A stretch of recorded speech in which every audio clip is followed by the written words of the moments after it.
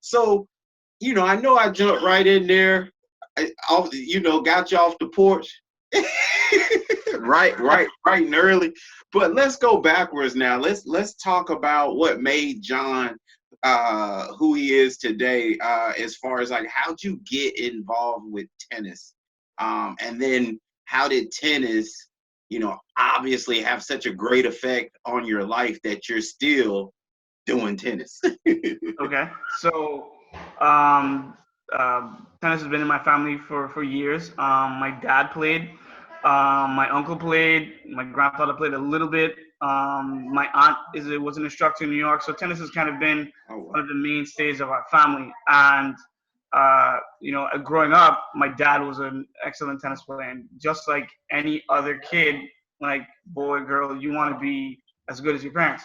So my first goal was to be as good as dad, and I beat him at like 13. So mission accomplished. So I had to keep going. No, I'm kidding.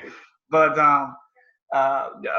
my first goal was to be as good as my dad, and um, my parents were my first people that I chased. My mom is very successful in what she does, so and they are both my parents are educators, so they didn't accept anything less than Right. your best effort wise, at all times. So that kind of drove my brother and I, who's my brother's my best friend, my business partner. So it drove us to be as good as we could be in the sport.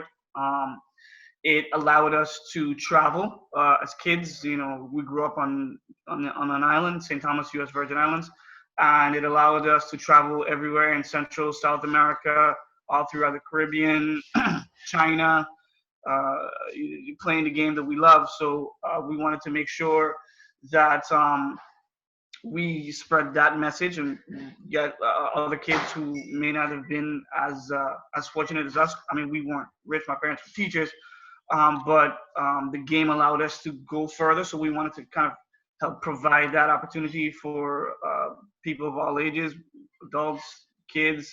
So we decided to form our own company, tennis management company, and boom, here we are today.